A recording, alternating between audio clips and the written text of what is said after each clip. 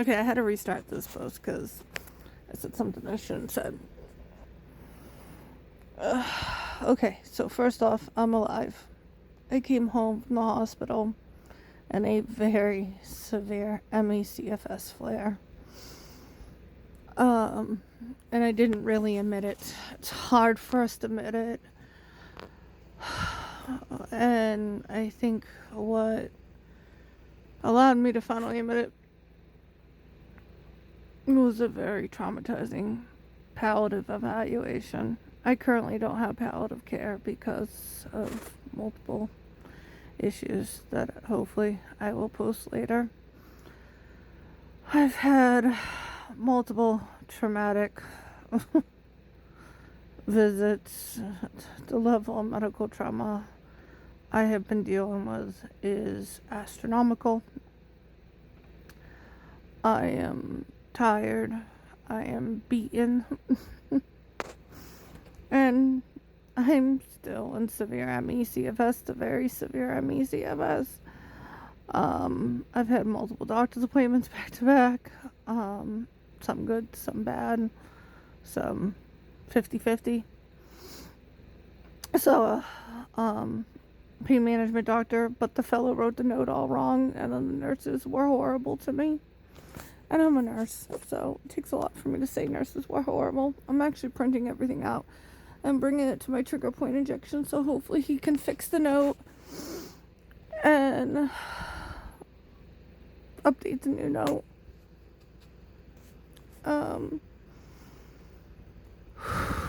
I pushed myself to go to a movement specialist, and apparently she never read my prep, never looked at my genetics, never looked at anything I sent her.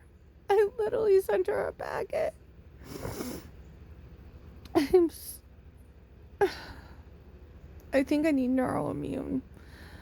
So our thought process is that I have a secondary movement disorder related to neuroinflammation because of my severe Yellow syndrome and my long COVID hyperinflammatory, and I can't get anybody. I think she's looking for classical dystonia, and I don't have classical dystonia. I know that. I had a genetic test. I do have a genetic variant for complexia, startle syndrome, which explains some of my responses. Anyways, I'm alive. I'm not well. I've had way too many doctor's appointments back to back. Even with stretcher transport, it's too much. I have to do my daughter's monthly paperwork that is late.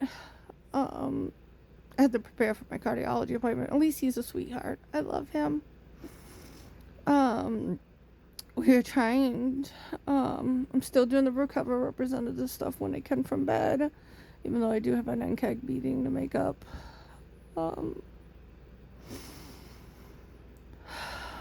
not gonna lie. As much as I am like, rah, fight the system, I've been beaten. And this is even by my safe hospital. And then the TDS Society is trying to make a thing with Brigham. And it's like long COVID and HEDS. EDS is a freaking bad word at MGB. So unless they start, it has to be training from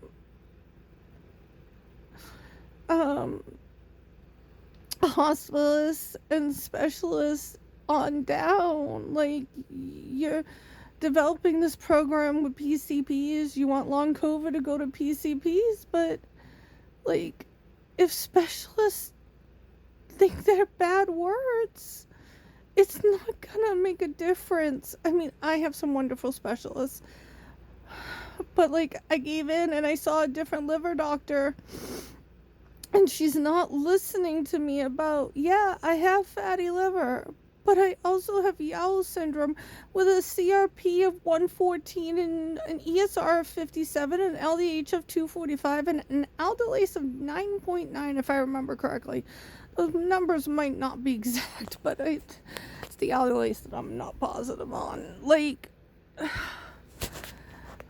and I have splenomegaly now. So she sends me a letter saying my MRI shows no scarring.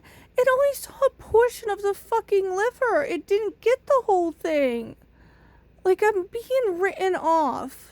And so I submitted a whole thing from open evidence because I have professional access. I really need to get an MPI number so that I can have even more professional access, but then that will be my home address, and I don't know if I want to do that. But anyways, I'm currently using an old job's MPI number.